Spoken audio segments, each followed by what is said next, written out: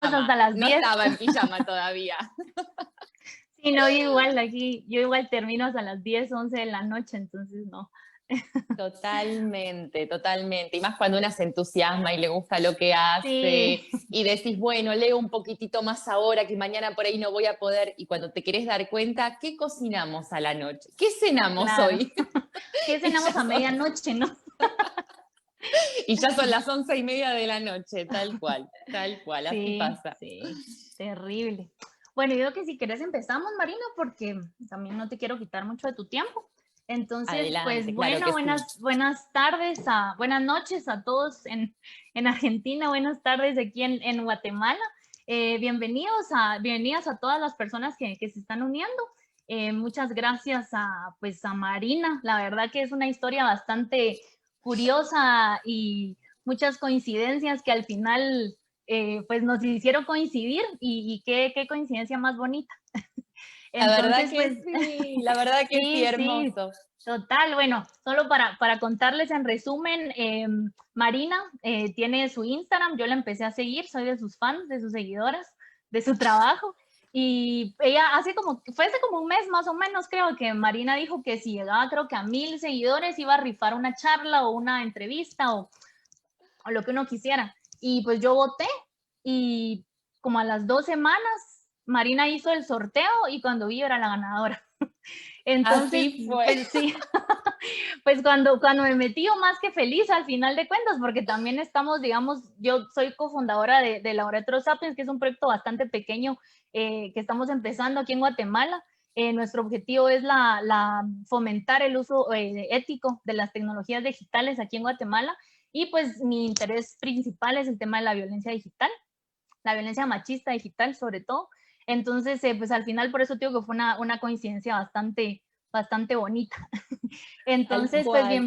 bienvenida Marina, gracias por el tiempo. Sabemos también que tenés una agenda súper apretada y pues gracias por hacer el espacio para compartir un poco de tu conocimiento, que sabemos que tenés una trayectoria súper enorme en estos temas y pues bienvenidos a todos y si podemos, para empezar, no sé si te puedes presentar, quién sos, qué haces, qué es la Fundación Activismo Feminista Digital, que es la organización de la que sos fundador.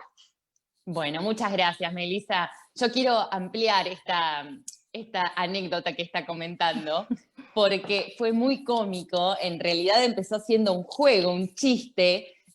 Acá en Argentina es muy usual, me imagino que en Guatemala también, que cuando llegas a cierta cantidad de seguidores, los grandes influencers sortean siempre algo. Y yo decía, con 1000 Sí, seguidores, ¿qué puedo sortear yo? Que no tengo nada.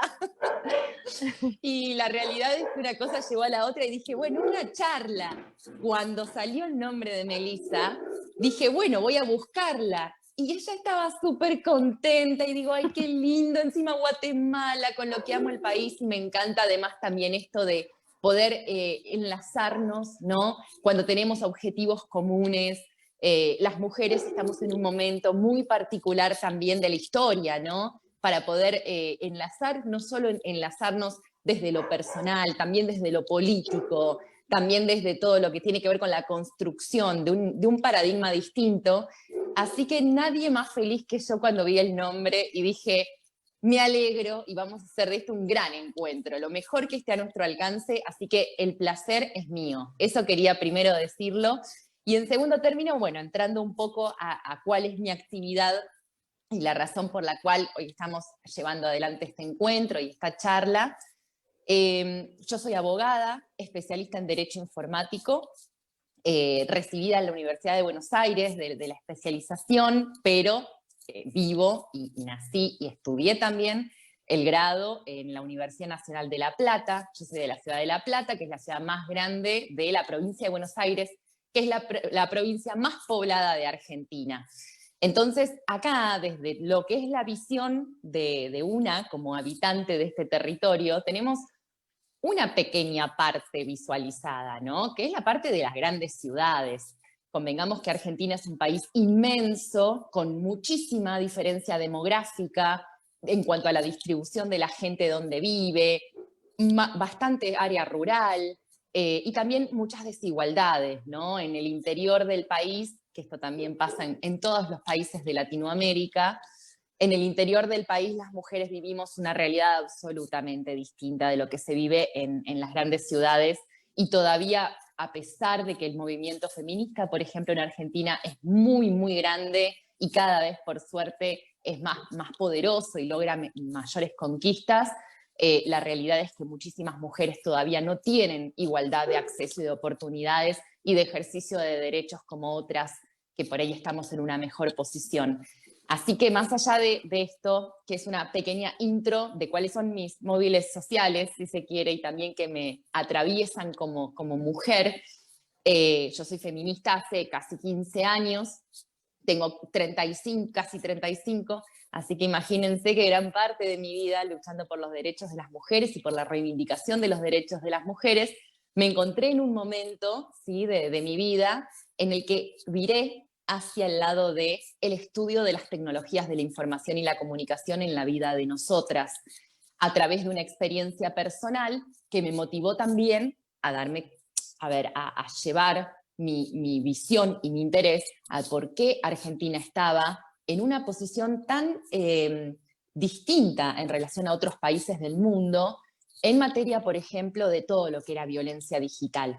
Cuando empecé a estudiar violencia digital hacia las mujeres, esto fue en 2012, no había nada en nuestro país, nada, no se hablaba. Había habido unos casos de mujeres famosas, de mujeres con perfil público, perfil alto, que habían visto sus videos filmados en la intimidad, puestos a disposición de terceras personas, y habían sufrido muchísimos embates por parte de la sociedad, porque la sociedad las criticaba, la sociedad decía, seguramente está promocionando una obra de teatro, es porque está encarando este proyecto artístico, lo está haciendo para lograr notoriedad pública, y todo lo que veía cuando empecé a estudiar esto era muy contrario a los antecedentes que yo tenía desde la visión feminista, ¿no? ¿Cómo vamos a culpar a una mujer o a ponerle tanta responsabilidad si la está pasando muy mal con esto que está ocurriendo?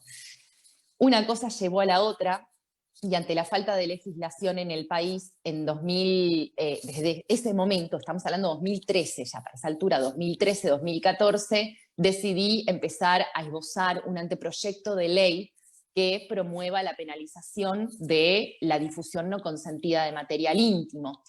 ¿Y por qué que promueva la penalización? Porque en Argentina, al día de hoy, 2020, no es un delito, por ejemplo, que sí en Guatemala lo es, y esto porque estuve mirando y estuve estudiando hace un tiempito también la legislación en otros países de Latinoamérica, todavía acá es impune. Cualquier varón pone a disposición de otros varones videos filmados en la intimidad, donde una mujer está representada gráfica, expresamente en un acto sexual, y no tiene ningún tipo de respuesta del Estado. Es impune en su totalidad. Entonces, cuando nos encontramos con estos casos, acá en Argentina estamos frente a un problema, y frente a un problema que recae nuevamente sobre nosotras, porque somos nosotras las que tenemos que resistir a los embates de también una sociedad que desde aquel 2012, 2013, 2014 hasta hoy todavía no diferencia esto de la culpabilización de la mujer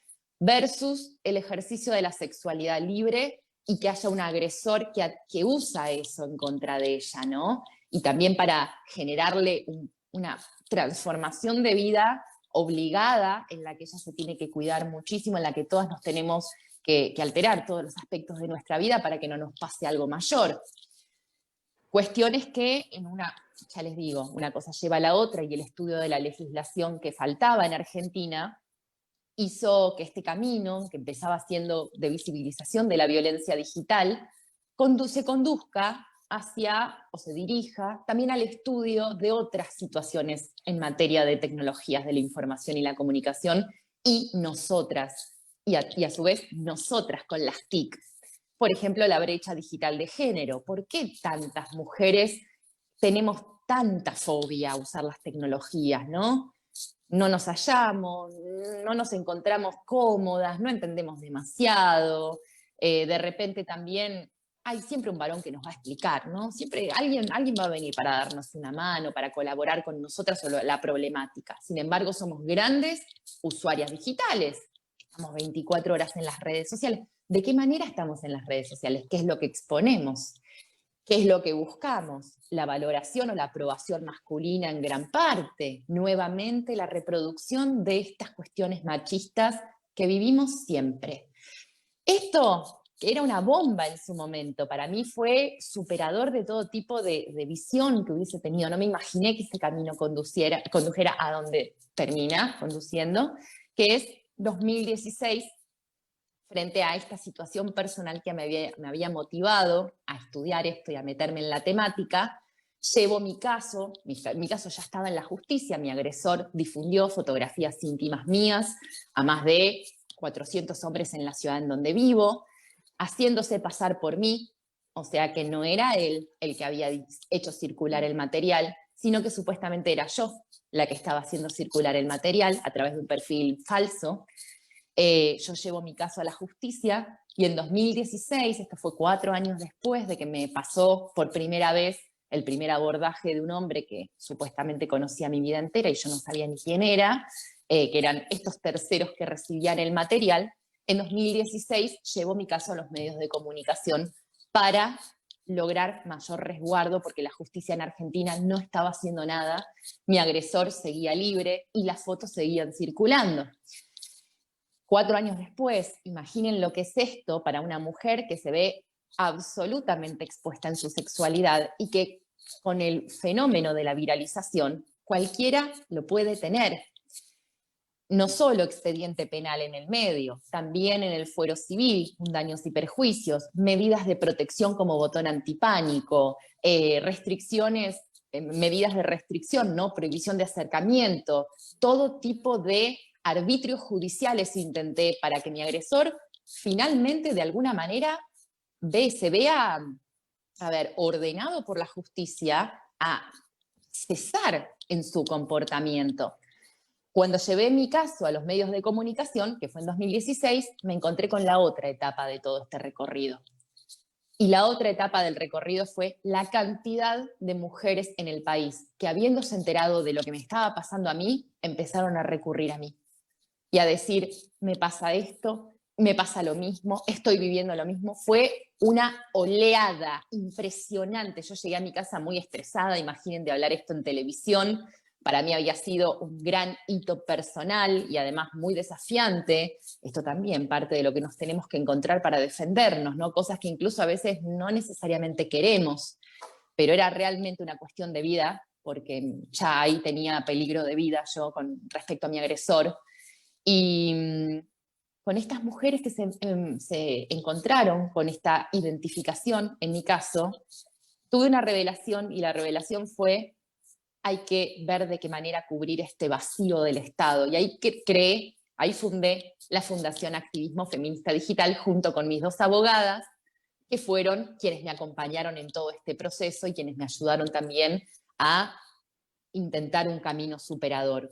Porque dejó de ser mi caso para ser el caso de muchas, para hacer el asesoramiento de miles, para hacer además el estudio de este tipo de temáticas en el país, que hasta ese entonces no había forma de que se insertara y que se pudiera incluso sacar de lo que en su momento hasta se llamaba pornovenganza, ¿no?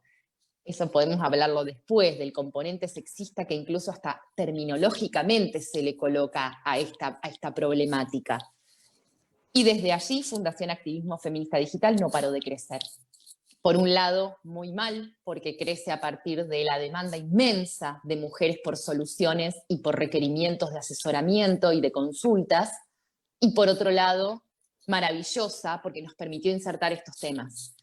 Visibilizar la violencia digital al nivel que afecta a las víctimas, hablar de lo que es las brechas digitales de género, hablar de los sesgos sexistas en las tecnologías, hablar de las falencias del Estado en materia de tecnologías de la información y la comunicación, abordar gobierno electrónico con propiedad, con visión feminista, porque no podemos hablar de la era digital sin tener en cuenta que nosotras estamos colocadas también en esta era en una situación de desventaja. A pesar de que se crea todo en torno a Internet, como ese espacio, ¿no? La web como ese espacio donde finalmente vamos a poder vivir en libertad y en igualdad. Bueno, no. Cuando nos encontramos con que somos usuarias reconocidas como mujeres, padecemos los mismos machismos que históricamente padecimos, pero en el mundo del web, en el mundo virtual. Así que eso es un poco la intro y los disparadores de todo lo que tenemos para hablar. Yo cuento con mucho orgullo todo lo recorrido, pero también ha sido un camino muy complejo en el que todas las víctimas de violencia digital nos vemos altamente afectadas en todos los planos, ¿no? En el plano afectivo principalmente por todo lo que deriva, ¿no? Después de eso, no solo con respecto a nuestra expareja o nuestro agresor, también con respecto a otros varones, cómo nos sentimos amenazadas, cómo es ante la duda nos limitamos de vincularnos con otros, empezamos a generar altos grados de desconfianza generalizados, ¿no? Es muy crudo lo que pasa a una mujer en esa situación. Y el Estado y la sociedad no ayudan porque también reproducen lo mismo. La culpa es tuya, ¿para qué te sacaste las fotos? ¿Para qué hiciste esto? Tendrías que haber abierto los ojos en su momento. Y tantas otras frases que escuchamos a diario, incluso en los casos de femicidio, ¿no? Sí. Claro, bueno, Mane, yo creo que ya hiciste como un resumen general de todas las preguntas y todo lo que vamos a hablar, entonces creo que genial, genial forma de, pensar, de empezar. Bueno, excelente. Gracias, Marina, por la introducción. Bueno, ahora la primera pregunta, y para contextualizarte también un poco, así como decís, creo que al final ese es el tema con las latinoamericanas, ¿no? Que de cierta forma siempre encontramos como muchos caminos en común, muchas cosas que tenemos en común, y una de esas para Guatemala es la baja alfabetización digital que tenemos, súper baja. Y digamos que esta también se encuentra, como decías, que sucede también en Argentina, que se debe hacer un análisis interseccional, ¿no? Porque pasa por la edad, pasa por el acceso a educación, pasa por la pobreza, hay un sinfín de factores que afectan, ¿no? En el último censo, el último censo creo que decía que el 21.3 o 22% más o menos de hogares únicamente cuentan con computadoras y el como 17% más o menos tiene acceso a internet. Entonces, o sea, esas cifras son súper bajas, sí, son súper bajas. Y, pero yo quería preguntarte porque digamos que siempre se habla de brecha digital únicamente desde la perspectiva del acceso. Sin embargo, yo sé que vos tenés un análisis ahí un poco más profundo en donde tenés como varios niveles de la brecha digital. Entonces quería que nos comentaras un poco de eso, porque digamos que a veces los datos nos presentan únicamente el tema de accesibilidad, pero no hay un análisis más profundo de a qué nos referimos con brecha digital de género. Totalmente, gracias por la pregunta. Me parece que siempre que hablamos de mujeres y tecnologías, ¿qué visualizamos, no? Primero a las centennials, a las millennials, a esas nativas digitales que realmente nos tenemos que cuestionar, son nativas digitales. ¿Por nacer en esta era sabemos utilizar todos los recursos tecnodigitales? La respuesta es no. Primero, me parece interesante erradicar la idea de nativos y nativas digitales, porque que nazcan con el celular o con el móvil en la mano, como se dice también, que es una falacia por todas partes, no significa que se pueda realmente apropiar una mujer por estar en esta era y por nacer en esta era de los recursos y todas las oportunidades y beneficios que supone la buena manipulación de equipos, ¿no? Y esto que mencionás de que la brecha digital, y cuando se habla de brecha digital, siempre se refiere al acceso, pasa en todas partes, y me parece crucial lo que mencionás. Acá en Argentina, por ejemplo, se habla del acceso a la conectividad como la brecha digital única, y también se abre el juego a considerar la brecha digital desde cuántas mujeres estudian carreras relacionadas con informática, computación, matemáticas, ciencias. Y la realidad es que es una visión muy pequeña, porque todo el universo de mujeres que no, o sea, que no estamos comprendidas en esa categoría, porque tenemos efectivamente, por ejemplo, un celular, o porque estudiamos alguna carrera relacionada con eso, no quiere decir que por eso no suframos brechas digitales, porque también sufrimos brechas digitales. ¿Cuáles? Las otras dos que vienen después. Sorteado el acceso, tenemos la del uso y aprovechamiento, la brecha 2, la brecha digital segunda, y la brecha digital tercera, que es la de la plenitud y permanencia en el uso de las tecnologías y en el espacio web. Voy a explicar brevemente una y otra. Logramos adquirir un equipo porque sorteamos por nuestras posibilidades individuales. Convengamos que las brechas digitales de género son problemáticas socioculturales, no tiene que ver con si quiero la evado. Y es una construcción a lo largo de un proceso histórico que es muy difícil de rebatir por mi sola voluntad. Pero convengamos que hay un montón de mujeres que tenemos otras posibilidades y que efectivamente podemos acceder, por ejemplo, a un buen equipo, a un celular, a un móvil con una sofisticación suficiente y con una buena conectividad. Nos encontramos con la segunda brecha digital. La segunda brecha digital tiene que ver con el uso y el aprovechamiento. ¿Qué hacemos nosotras y cuánto sabemos una vez que estamos dentro de la era de la información, de la era digital, con suficientes herramientas? Como cuánto sabemos de la protección de datos personales, por ejemplo. ¿Cuánto sabemos del resguardo de nuestra privacidad digital? ¿Cuánto nos interesa? ¿Cuánto sabemos de derechos digitales? ¿Sabemos que tenemos derechos digitales? ¿Sabemos que el reconocimiento de derechos digitales es exigible para que se respete a otras personas? Que no porque me digan cualquier cosa en la web es la web y listo.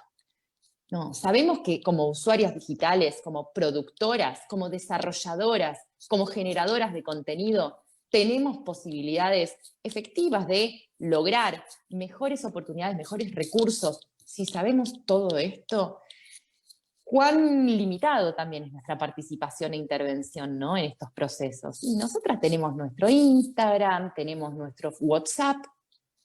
No por eso somos usuarias digitales plenas, usamos lo que tenemos y más o menos, ¿no?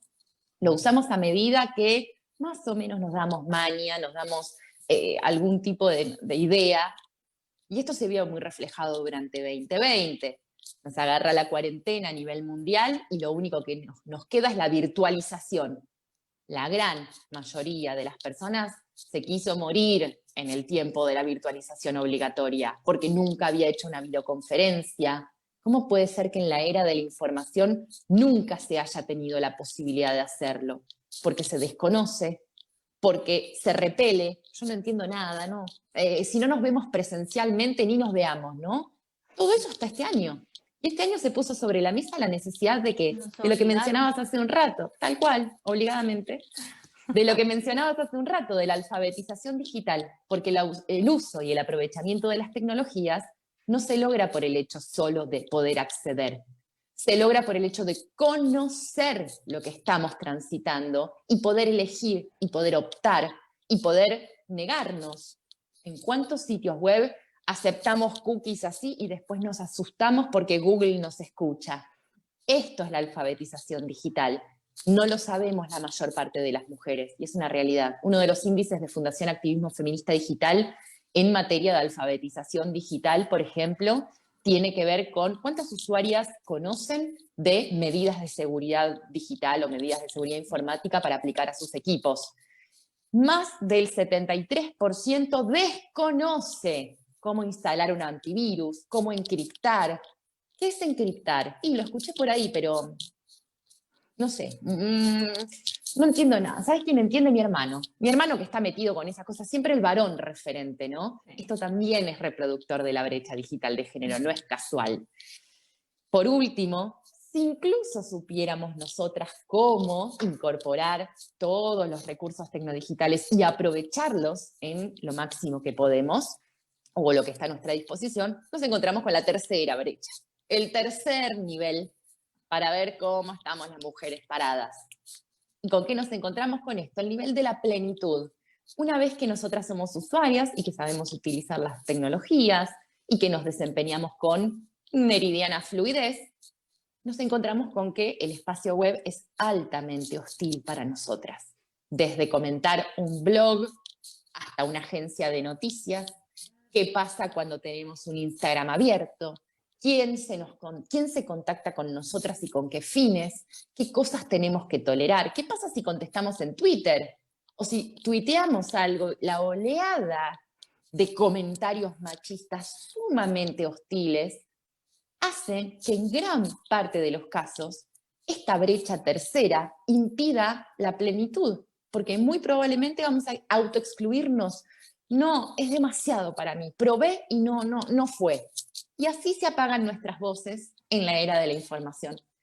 Porque por una brecha u otra, siempre estamos en un lugar de desventaja y siempre nos encontramos con que al poder lo siguen teniendo los de siempre, ¿no? Los que manejan los que acceden a las tecnologías, los que manejan las tecnologías y los que se entremezclan, ¿sí?, en esos ámbitos, espacios web, con sus propios parámetros y sus propios paradigmas y los imponen.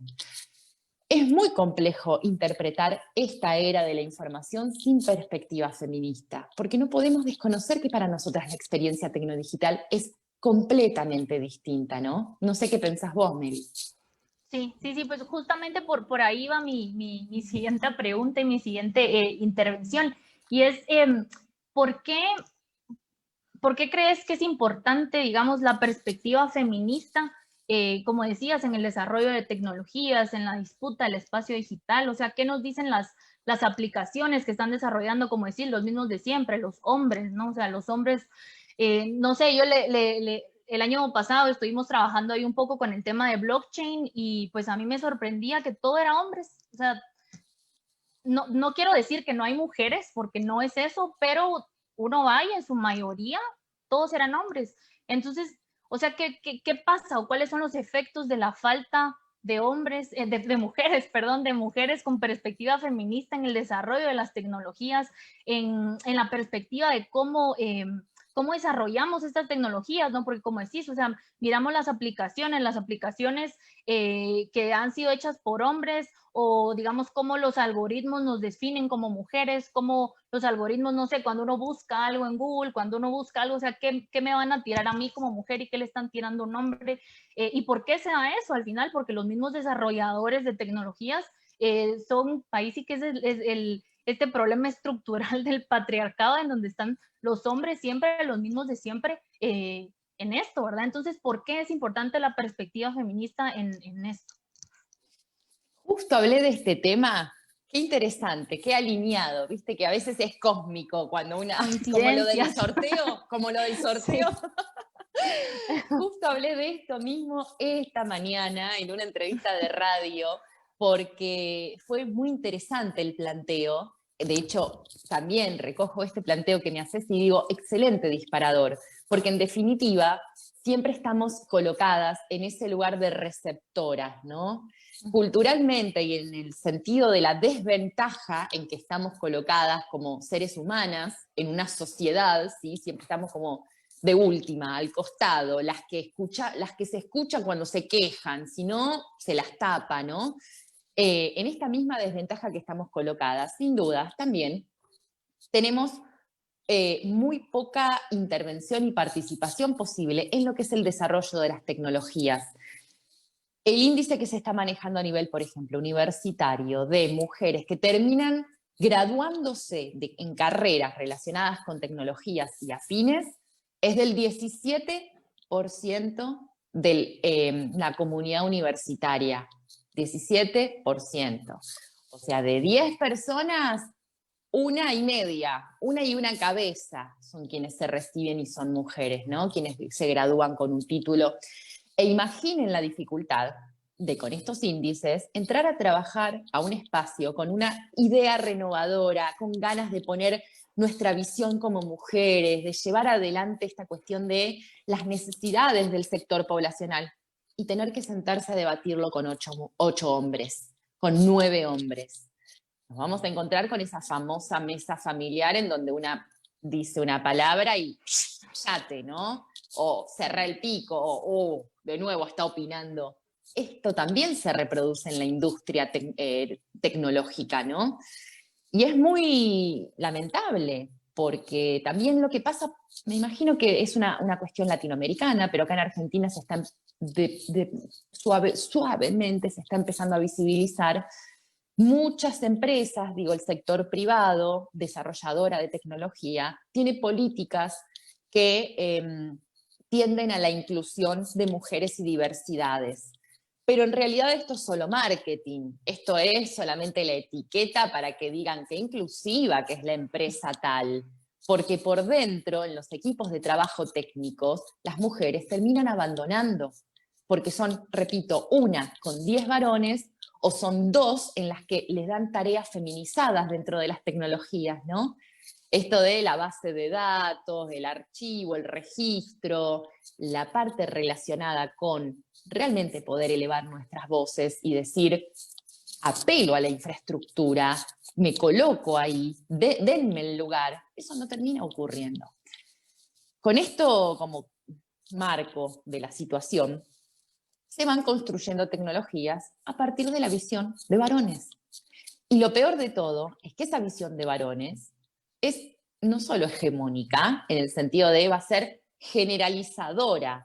Lo que los varones desarrolladores plantean como necesidades de ofertas, productos, servicios, van a ser lo que se va a ofrecer a todas las personas, independientemente de la necesidad palmaria, expresa, de cada sector poblacional. Entonces las tecnologías de la información y la comunicación, con esos sesgos sexistas tan marcados, terminan siendo de producción varón para múltiples sectores distintos de la visión del varón. Terminan siendo insuficientes. La visión feminista es importante en este sentido para reconocer estas diferencias y para disputar espacios de toma de decisiones. Necesitamos estar ahí, y no solamente mujeres, mujeres feministas, porque muchísimas veces mujeres sin esta idea de, primero, el reconocimiento de la desigualdad estructural, sin ideas de revolución en el sentido de conmoción de las estructuras que están planteadas y demás, van a tratar de acomodarse como pueden. Sí. Y en ese tratar de acomodarse como pueden van a terminar siendo funcionales al poder hegemónico, ¿no? Por supuesto, porque si no pierden su trabajo. Claro. No digo que para las feministas sea más fácil, ¿eh? No, estoy diciendo que las feministas desarrollamos una espalda tremendamente de trabajo y de, además, desarrollamos hasta un blindado, ¿no? Como en algún punto decimos, esto es parte de mi llamado y de mi misión, no es personal hacia mí. Ese esfuerzo y ese proceso lo hemos hecho a lo largo de mucho tiempo y creo que acá está la diferencia. La visión feminista va a tratar de corromper esa estructura que está planteada para y por el beneficio de unos solos, ¿no? Un par, un equipo o una totalización de voces, cuando en realidad la diversidad es justamente lo que viene a plantear esta cosa superadora, entendiendo también que todo lo relacionado con tecnologías de la información y la comunicación es facilitadora de ejercicio de derechos. No olvidemos esto, no estamos hablando de quiero desarrollar tecnologías porque me interesa. Estamos hablando de que si no nos dan el lugar, vamos a poder ejercer menor cantidad de derechos o vamos a tener menores oportunidades. Si todo pasa hoy por las tecnologías, hasta buscar trabajo, ¿cómo no vamos a estar afinando o tratando de que se afinen en función de las necesidades que tenemos las mujeres, por ejemplo? Y para cerrar la idea, también quiero decir que esto del desarrollo de tecnologías no solamente tiene que ver con la usabilidad, ¿no? Con la parte de si es cómodo o no es cómodo un equipo o si tiene funciones suficientes. Tiene que ver también con el producto que nos llega a nosotras. Y esto voy a enlazarlo con lo que planteabas de las apps. En 2018, Fundación Activismo Feminista Digital, la pueden buscar, es @femhackarg, de Argentina, femhackarg. Fundación Activismo Feminista Digital hizo un estudio de campo junto con Gender IT, que es una organización hermosa, internacional, para estudiar las apps, ¿sí? Las ofertas de apps para el sector poblacional de mujeres. El informe que terminó resultando de ahí, de ese trabajo de campo, se denominó, en función de lo que descubrimos en el camino, apps para mujeres. ¿Somos consumidoras o somos el producto? Somos el producto de estos programas en donde ponemos información, datos personales, en donde nos traquean, nos geolocalizan. ¿Qué rol terminamos teniendo? Y beneficiamos mucho más al poder hegemónico que de lo que nos beneficiamos nosotras. ¿Qué estamos poniendo en juego cuando descargamos estas apps? Cuando las instalamos y decimos, quiero que este programa me indique cuándo es mi ciclo fértil. La cantidad de datos personales que estamos colocando les sirve a las grandes empresas, también porque nos perfilan, también porque van a intentar interpretar que con 2 o 3 cuestiones que terminen relevando de cada usuaria, van a conocer nuestras necesidades y ya está, y van a poder ofrecer mejores servicios y productos que redundan en lo capitalista de una empresa y nada más, no hay fines altruistas y humanísticos acá. Entonces todo esto nos lleva a pensar que las tecnologías que se nos acercan o que se nos ponen a disposición responden a los intereses históricos. De hecho, las apps para mujeres, a partir de este informe que les comento, relevaron que, por ejemplo, la mayor cantidad de la oferta está dirigida a dietas, la limpieza del hogar, la economía del hogar, la crianza de los hijos, la maternidad, el maquillaje. Eso es lo que este claustro de varones desarrolladores entiende que necesitamos las mujeres. Y las tecnologías nos pueden brindar muchos mejores recursos para ejercer derechos realmente, y no solamente la dieta y el maquillaje, ¿no? Así que es un poco como para dejarlo Sí. sobre la mesa y pensarlo más allá. ¿Qué estamos consumiendo también? Sí, sí, totalmente. Sí, y al final de cuentas, ¿cómo es? Y ya como tratando, ya tenemos poco tiempo, pero moviéndolo un poquito también a otro tema que quería discutir, creo que ahí se conecta un poco el tema de, digamos, cuál es la diferencia, o si es que hay una diferencia entre lo online y lo offline, que le llaman, ¿verdad? No sé, porque al final de cuentas Internet, digamos, se convierte como en un amplificador de la vida análoga, digamos. Entonces, en realidad hay una diferencia entre, todavía se puede diferenciar entre la vida online y la offline, digamos, porque como decías, digamos, no sé, yo publico algo en Twitter y recibo 20 mensajes amenazándome y diciéndome que ya sabes las barbaridades que dicen, ¿verdad? Entonces yo me voy a dormir con eso dentro y no estoy en el teléfono, pero lo llevo dentro. O sea, al final esas violencias, digamos, nos atraviesan el cuerpo y ya no podemos hablar únicamente de las violencias digitales o de las violencias aisladas como algo que sucede en Internet y que ahí se queda. Y creo que de ahí es donde surge también todo esto que decimos que es el nombre de esta charla, que es que lo digital es real, ¿no? Entonces, o sea, no hay una división a mi parecer, no sé qué es lo que pensás vos, porque o sea, Internet únicamente amplifica todas esas desigualdades que ya existen, toda esa violencia machista que ya existe en la vida cotidiana de una mujer. O sea, el acoso sucede en la calle y sucede también cuando te están enviando mensajes de texto. Entonces, bueno, mi pregunta iba sobre el tema ya de la violencia digital, tratando de enfocarlo un poco en la violencia digital, que sé que es uno de los fuertes también de la Fundación. Si nos puedes decir qué es la violencia digital y cuáles son los tipos de violencia digital más comunes que ustedes han identificado desde la Fundación, porque suponete, como decís, ustedes empezaron en Argentina en 2012 y no había nada, no habían datos, no había absolutamente nada. Pues algo similar pasa en Guatemala.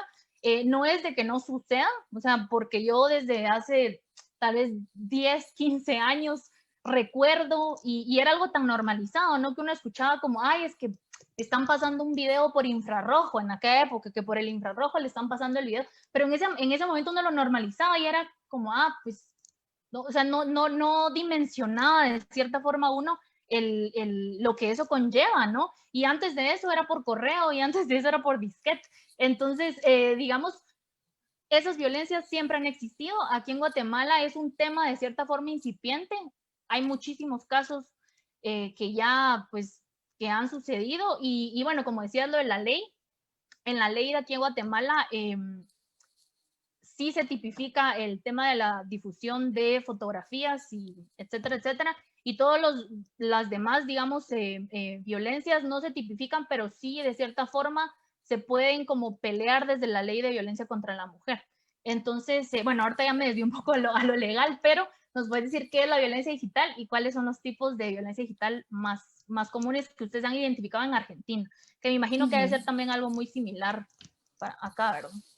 Me imagino que sí, porque aparte también tenemos esta conexión con otros países de Sí. Latinoamérica, porque nos interesa muchísimo el desenvolvimiento y la evolución de la problemática a nivel regional. Ujú. Como decías hace un rato, las problemáticas en relación a nuestro género, ¿no? A las vivencias de las mujeres son compartidas, lamentablemente son compartidas por todos los países de Latinoamérica, independientemente de la postura que toma un Estado u otro, que son realmente muy pocas para el nivel de emergencia regional que tenemos en la materia, son muy pocas, digo, vivenciamos cosas similares. Voy a hilar esto que me preguntás con también otro disparador que tiraste, tratar de ser lo más sintética posible, pero no quiero dejarlo de lado. Lo digital es real para nosotras, las mujeres, lo digital es real.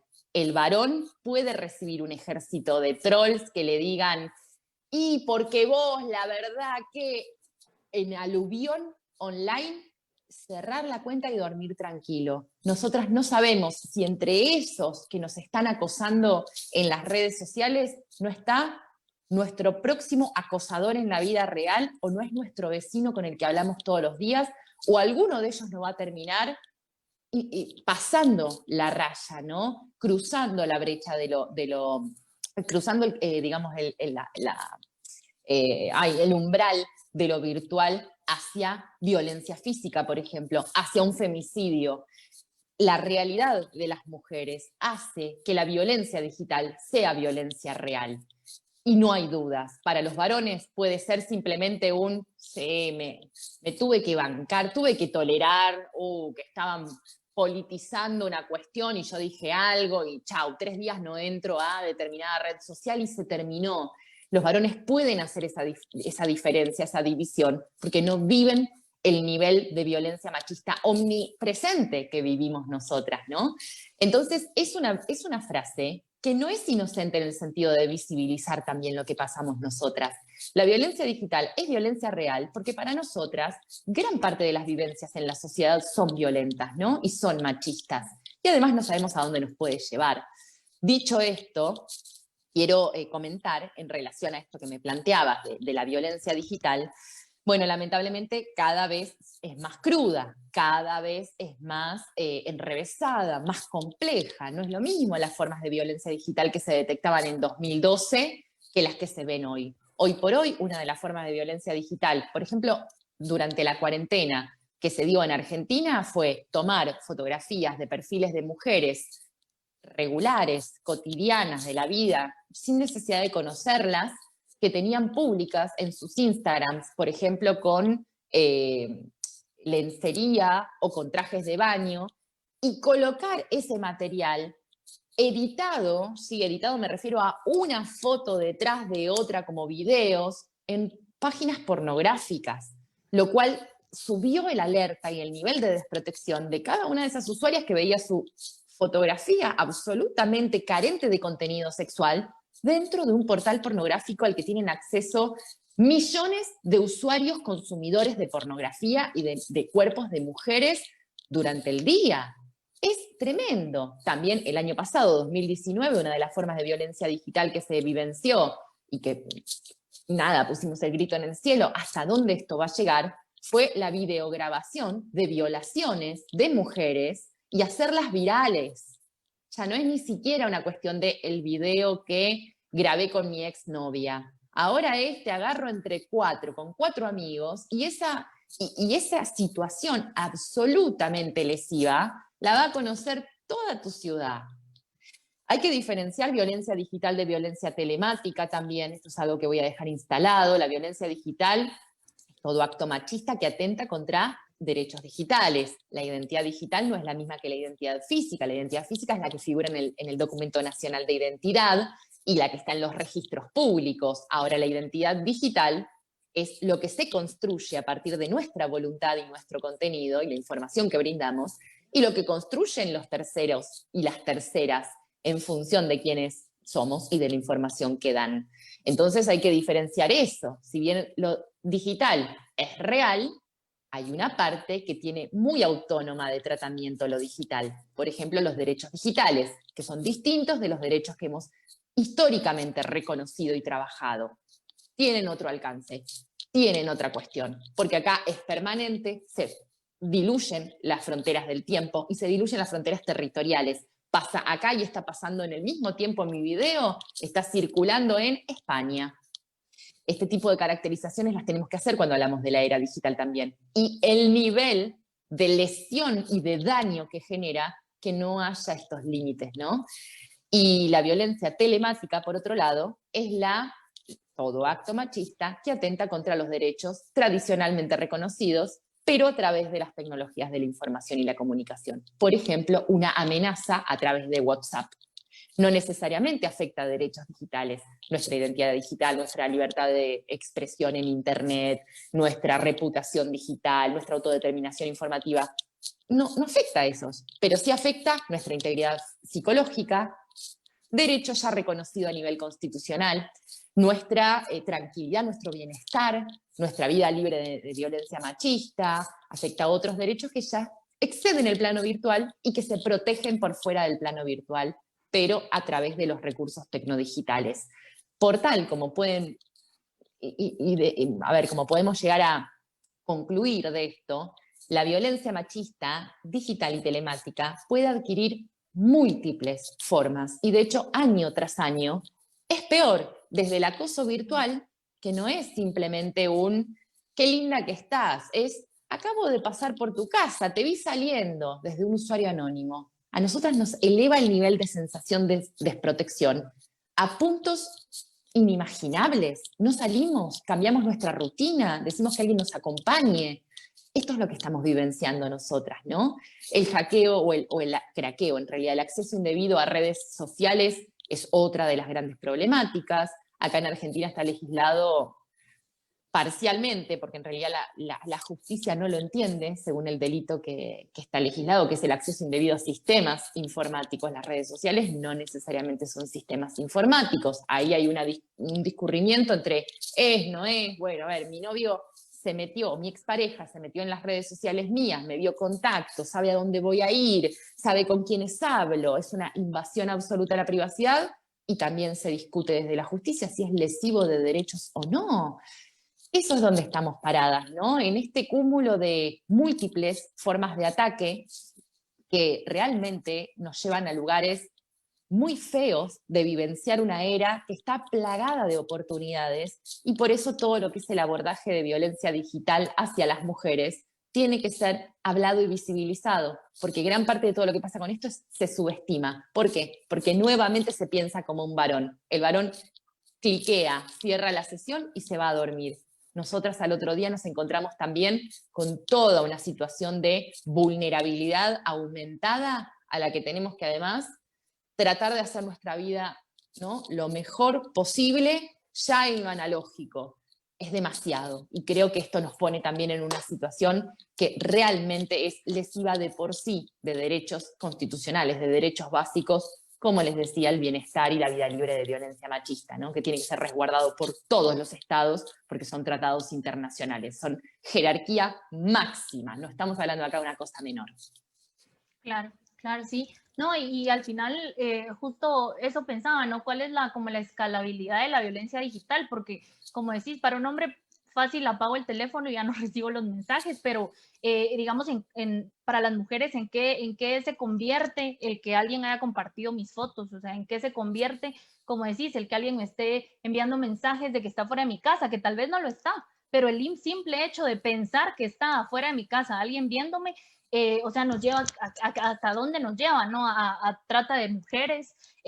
Justo ahorita, la semana pasada, antepasada, estuve participando en el FemHack Party y unas chicas chilenas estaban presentando un estudio en donde habían estudiado los casos de suicidio en mujeres, bueno, que se habían suicidado por temas de que les habían compartido las fotos, que les habían compartido el video. Entonces, esas cosas no, o sea, hasta ahí muchas veces el análisis no llega y por eso se le quita tanta importancia, ¿no? O sea, el pensar, bueno, pues se compartió la foto, pues ya, o sea, no pasa nada, ¿no? Ya tal vez ya lo metieron a la cárcel, pero ¿es eso suficiente? O sea, ¿es eso suficiente para sanar, digamos, ese atentado contra tu cuerpo, contra tu dignidad, contra uno, ¿no? Entonces, qué terrible, ¿no? Qué terrible y qué importante, como decís, es empezar también a a poner esos temas en la mesa, porque de cierta manera, como te sucedió a vos, ¿no? O sea, te sentías sola, fuiste a una entrevista y de repente tenías a 20 mujeres diciéndote que les había sucedido lo mismo. Entonces, ese es otro de los problemas, de que muchas veces, bueno, si ya de por sí, digamos, es difícil identificar la violencia en el mundo análogo, ¿no? O sea, muchas mujeres que están siendo víctimas de sus parejas con cosas como, no sé, los celos, y aún así, pues no lo identifican como una violencia. O sea, cómo ahora pasar y tratar de identificar este tipo de violencias que se dan en los espacios digitales y al final de cuentas, qué importante es hablarlo, porque al hablarlo, creo que las mujeres se dan cuenta y al darse cuenta, pues ya pueden como buscar formas de salida o también formas de cierta forma de empoderarse y de no caer en el encierro, ¿no? Porque aquí, digamos, a cada rato se escuchan casos de, ay, que a una chiquita de 14, 15 años compartieron su foto, su video, y luego, ¿qué sucede? Ah, la echaron del colegio. O sea, ya se tuvo que salir del colegio, niña de 14, 15 años. O bueno, se tuvo que quedar encerrada en su casa y ya nadie la ha visto desde saber cuándo. Entonces, caer en esa autocensura, o sea, yo no me puedo imaginar lo que se siente. O sea, me imagino que debe ser un sentimiento terrible que lleva hasta el suicidio, ¿no? Y al final Sin duda. son miedos reales, o sea, son miedos reales, porque como decís, o sea, puede que no esté afuera el que me está diciendo que está afuera viéndome, pero puede que sí, y que si me toca la puerta, y que si entra, y que si me secuestran, ¿no? Y que si mi foto llega a una red de trata de personas y llega con mis datos y luego me van a buscar y saben en dónde estoy. O sea, al final es una cosa súper grande que no puede seguirse minimizando, ¿no? Que al final muchas veces dicen, no, es que las mujeres se hacen las víctimas. Lo que pasa es de que, o sea, no es tan grave, no es tan grave, solo se hacen las víctimas. Y además es un perfil falso. O sea, no pasa nada, es un perfil falso, seguro no te va a hacer nada, pero uno no sabe quién está detrás de ese perfil. Uno no sabe si realmente es alguien que, pues, que te conoce, ¿no? Yo Entonces, creo que una de las cosas, estoy totalmente de acuerdo, a ver, asiento porque digo, sí, este tipo de planteos y de, digamos, afirmaciones que estás manifestando son 100% de esta manera. Y creo que también dentro del entramado cultural en que fuimos criadas las mujeres, ¿no? Por centurias y centurias y siglos, no solo está esta subestimación del otro, de lo que estamos padeciendo nosotras, también nosotras mismas, al no reconocer, estamos dando síntoma, estamos manifestando que hemos absorbido gran parte de lo que nos metieron en la cabeza, de que seguramente es una exageración, de que si estoy mal, bueno, es parte del amor también estar mal, ¿no? Bueno, no puedo siempre estar quejándome por todo. Creo que hay una máxima que también en la lucha feminista viene a traer sobre la mesa y la coloca y es liberadora. Y es, está bien sentirse mal y exigir otro trato y exigir otro tipo de respuestas. Y la violencia, no todo es violencia machista, pero gran parte de lo que vivenciamos las mujeres es violencia machista. Ante la duda, siempre está bueno poder recurrir a alguna compañera, a alguna mujer cerca, a alguna par que nos pueda dilucidar esto, que nos pueda clarificar si efectivamente estamos en una situación o de violencia machista o lo que estamos sintiendo nosotras es porque realmente reproduce todo lo que históricamente vivimos nosotras, nuestras madres, nuestras abuelas, nuestras amigas. Creo que esto es importantísimo. De alguna manera la palabra libera, pero también el reconocimiento de que cuando una está incómoda y cuando una está mal, le demos ese valor. No tenemos por qué vivir una vida horrible por tener a alguien al lado, a un varón que digite, ¿no? O que de alguna manera nos vaya conduciendo para el lado en el que nosotras cada vez tenemos menos lugar de autonomía, de posibilidades de opinar, de construir, donde nos sintamos limitadas, ahí hay un principio de duda, hay una alerta. No tenemos por qué vivir una vida restringida en función de otros, ¿no? Y esto no quiere decir que hagamos cualquier cosa, quiere decir que las mínimas necesidades las tengamos cubiertas y que también tiene mucho que ver con el ejercicio de derechos y con poder dar a conocer cuáles son nuestros derechos, porque muchas de las mujeres en Latinoamérica, en el mundo, realmente no conocemos cuáles son nuestros derechos y tenemos muchos más de los que creemos que tenemos Y por otro lado, tenemos el mismo derecho que los varones a vivir una vida tranquilas. Entonces, todo lo que nos quite esa tranquilidad, sospechemos, empecemos a cuestionar esto también. Sí, sí. Bueno, yo creo que ya también para ir cerrando, quería preguntarte, digamos, no sé, aquí en Guatemala sucede, yo creo que también sucede en toda Latinoamérica, que siempre el sistema judicial no siempre es el mejor. O sea, pueden haber 100 leyes y mi caso se va a tardar 10 años en resolver, ¿verdad? Entonces, o sea, sí es importante, me parece importante, por ejemplo, el logro que tuvo México con las reformas que hicieron con la llamada Ley Olimpia. O sea, me parece también algo muy importante.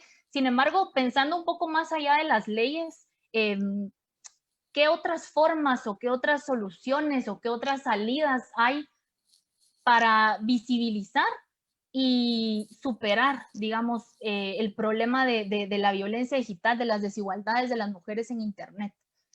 Bueno, diferenciemos dos cuestiones primero frente a esta pregunta que me haces. Desde el lado de los varones, que son los agresores por definición, o sea, nos guste o no nos guste, sí, las mujeres también. A ver, Pero más los hombres.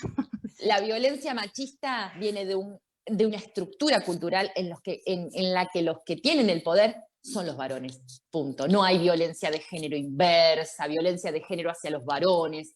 Primero empecemos a desmitificar muchísimas cosas para que realmente se hagan cargo de que gran parte del cambio también viene por ellos, ¿no?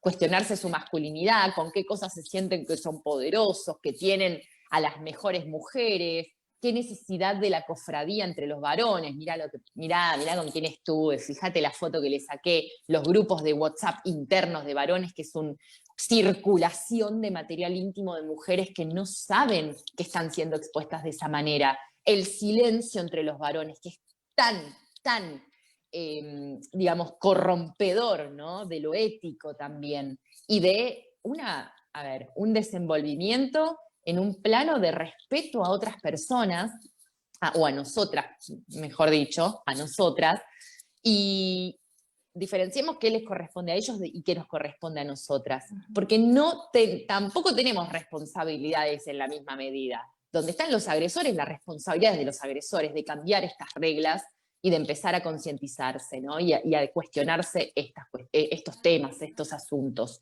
internamente entre ellos y a hablarlos, porque también hay un riesgo grande de que el resto de los pares los quiten del medio cuando dicen A en contra y muchos no se quieren enfrentar a eso. Entonces siguen el juego de la masa.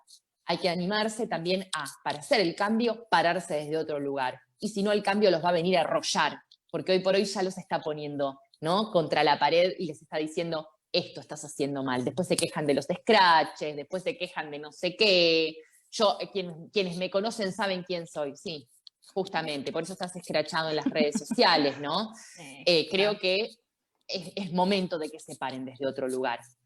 Pero el correlato es que también nosotras podemos encontrar una forma de sentirnos mucho más seguras y de no por esto tener que asegurarnos nuestro bienestar, porque no necesariamente parte de ese punto, sino de lograr una contracara a todo esto que nos ocurre y poder aprovechar en la mejor medida esta oportunidad para insertarnos mejor en la era de la información. Y tiene que ver con el empoderamiento digital.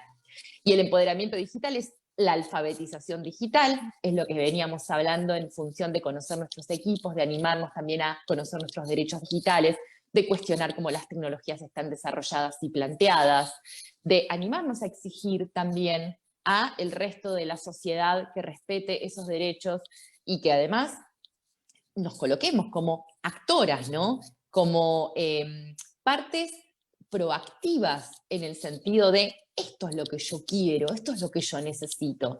De alguna manera el empoderamiento digital tiene mucho que ver con el reconocimiento del consentimiento, de poder elevar mi voz y, si no es escuchada, arbitrar los medios necesarios junto con otras para que esas voces en conjunto sean escuchadas, no dar un paso atrás, ¿no? Y para no dar un paso atrás en este momento tenemos que conocer muchísimo los recursos tecnodigitales, porque si no, siempre tenemos ese pequeño porcentaje en que pueden venir contra nosotras y estamos siempre en el foco de la tormenta o en el ojo de la tormenta.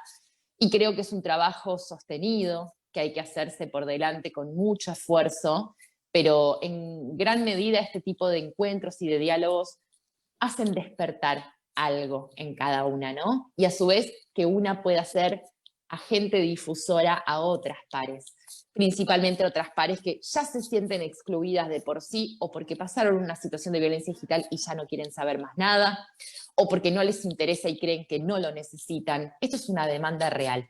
Y es una demanda real, imaginen, si hoy lo que va a ser en 10 años, en 20, en 30, con la sofisticación de las tecnologías. No nos podemos quedar más atrás.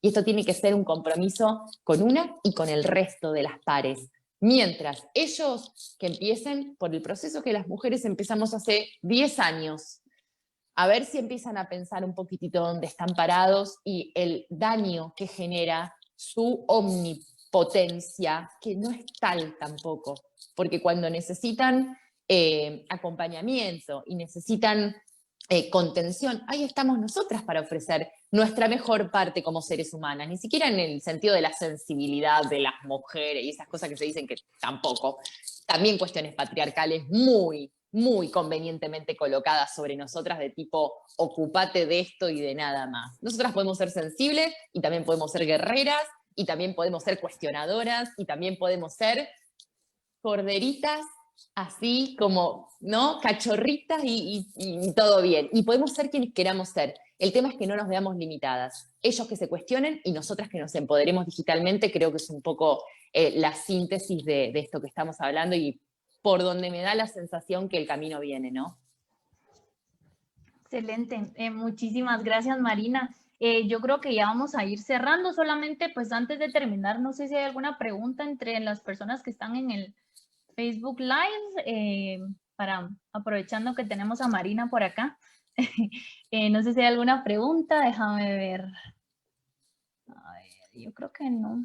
Ok, creo que no hay preguntas. Bueno, entonces, bueno, yo creo que ya que pues no les dejé lugar, pero se pueden hablamos de comunicar con tanto. Laboratorio Sapiens después por ahí en el procesamiento de la información que Sí, siempre cuesta, ¿no? Porque es claro, mucha sí, sí. información. Se pueden comunicar con Laboratorio Sapiens que les van a totalmente conducir. Así que nosotras igual seguimos en contacto, por supuesto, y en este enlace generado que me da mucho placer y mucha alegría. Bueno, nada, ha sido para mí un gran momento. Espero que sea productivo también para quienes nos estuvieron acompañando y que también a su vez agradezco por haberse quedado y por escucharnos. Sí, muchísimas gracias Marina, de verdad que qué honor haberte tenido por acá, de verdad. Seguí tu trabajo por muchísimo tiempo, el trabajo de la fundación en general y al final qué coincidencia más bonita y qué bonito coincidir en esto y qué bonito coincidir en los temas también, ¿no?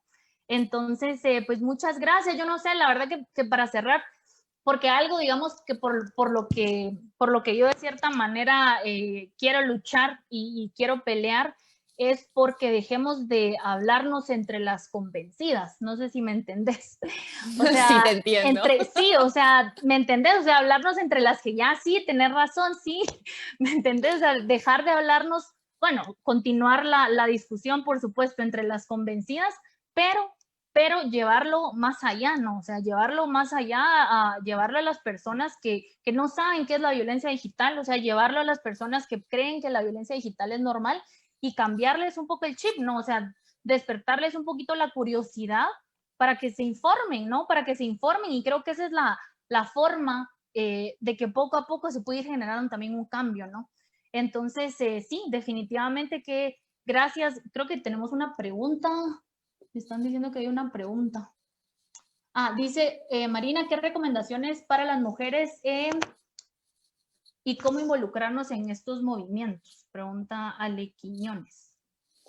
Bien, este tipo de participaciones en charlas de esta forma es un gran puntapié para involucrarse en estos temas, porque empezamos a ver y a escuchar palabras cruciales que nos van a llamar y nos van a atravesar, nos van a interpelar, ¿no? A buscar más y a empezar a incorporarlas como diarias. Yo creo que lo importante de todo esto para las mujeres es no entender que, o desentender, mejor dicho, que las tecnologías de la información y la comunicación son esa cosa extraña que yo no tengo demasiado que ver. Entenderlo como realmente incorporado a las 24 horas del día. Lo primero que hacemos cuando nos despertamos es celular, tuk, o redes sociales. Yo, por ejemplo, desayuno con Twitter desde hace millones de años. Un desayuno horrible tengo todos los días. Un desayuno horrible, pero bueno, por lo menos me entero de las tendencias de las cosas.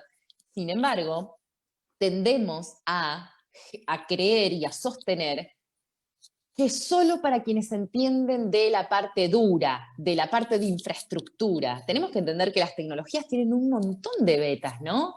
Por ejemplo, ahora estamos hablando de las implicancias sociales del uso de las tecnologías de la información y la comunicación. También tenemos la parte blanda, lo relacionado con las habilidades digitales, cómo una se va metiendo, explorando. Esto también es parte del empoderamiento digital. Perderle el miedo a decir, me metí acá y capaz que instalé un virus. No, muy probablemente eso no ocurra. Lo que no quiere decir que esa duda o ese temor nos pueda llevar a su vez a, che, tendría que instalar un antivirus, a ver cómo se hace. Todo es el a ver cómo se hace, porque para nosotras este camino de lo tecno-digital es muy inexplorado y está fuera de lo que nos enseñaron desde chiquitas, porque desde niñitas para nosotras fue el bebé, el carrito, la cocinita y la mamá, y nos criamos en esa mentalidad. ¿Por qué los varones tienen mayor facilidad, entre comillas? Porque fueron criados en el encastre, en la ingeniería, en el pensamiento lógico, en el treparse a un árbol y caerse, y no importa si te rasguñas o te lastimas. Para nosotras era, no te subas al árbol, que te vas a lastimar. Entonces, todo lo que estamos aprendiendo en este proceso nos lleva a esa instancia en la que no desarrollamos un montón de aprendizajes o de enseñanzas. Es tan simple como lo que estoy diciendo y a su vez tan complejo como lo que estoy diciendo. Las mujeres tenemos que involucrarnos por sentirnos incorporadas y no afuera. Sentirnos incorporadas y al menos decir, no solo esto me puede pasar, sino yo con esto, ¿dónde estoy parada? Y de dónde estoy parada me lleva a pensar, ¿cuánto me estoy perdiendo por no conocer?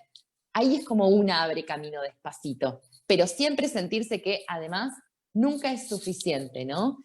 ¿Qué es hoy decía a la mañana en la entrevista radial, qué es un hosting, qué es un landing, qué tiene que, a ver, qué es un servidor, qué es un algoritmo? Esa es la parte quizás dura, ¿no? La infraestructura. Sin embargo, se habla todo el tiempo y nosotras ajenas, no entendemos nada, tampoco buscamos, ¿no? Porque tampoco voy a entender demasiado si sigo buscando. Rompamos con esto. Saquémonos la tecnofobia. Es un campo de aprendizaje más, como en su momento nos enseñaron a cocinar. También podemos aprender las tecnologías y aprender todo lo que supone. Así que ánimo si hay interés, ahí como que surge, ¿no? Ante esa semillita, darle atención y animarse y tirarse. Y para eso la Fundación también da cursos virtuales, lo traigo a colación. El ciclo lectivo 2021 va a empezar en febrero del año próximo, con un montón de propuestas que todas apuntan eventualmente a la alfabetización digital. Por ejemplo, la Fundación Activismo Feminista Digital este año dio la tercera edición del curso de violencia digital hacia las mujeres, la segunda edición de seguridad digital. Hablamos muchísimo de libertad de expresión en Internet y protocolos anti-trolls. Son formas de acercarnos a vivir mejor nuestra experiencia tecnodigital, así que están todas invitadas, excluyentemente para mujeres, que somos las que menos recursos y accesos tenemos en general, y oportunidades. Así que los varones, lo siento, pero bueno, en algún momento también abriremos espacios que sean compartidos. Por lo pronto nos dirigimos a las mujeres y nos gusta además muchísimo intercambiar experiencias entre nosotras porque son muy parecidas entre sí. Claro, sí, totalmente. Bueno, Marina, muchísimas gracias por compartir, muchas gracias por el tiempo y por toda la información. Creo que va a haber que volver a ver este video unas 2, 3 veces para poder absorber todo lo discutido, ¿no? Y pues muchísimas gracias de verdad por el tiempo. Pues ya quienes todavía nos están escuchando ya saben, pueden ir a buscar @femhackarg, ¿verdad? @femhackarg. Ahí encuentran Así en es. Facebook y en Instagram. Comparten muchísimo material sobre todo lo que estamos hablando y pues esperamos que pronto desde Sapiens también se empiecen a desarrollar este tipo de temas para el caso de Guatemala, que al final Latinoamérica, pero de cierta forma también cada país tiene su contexto, entonces es también interesante ver cómo desde cada territorio se desarrollan este tipo de temas y de perspectivas, ¿no? Entonces, Sin pues duda. muchísimas gracias, Marina, un abrazo fuerte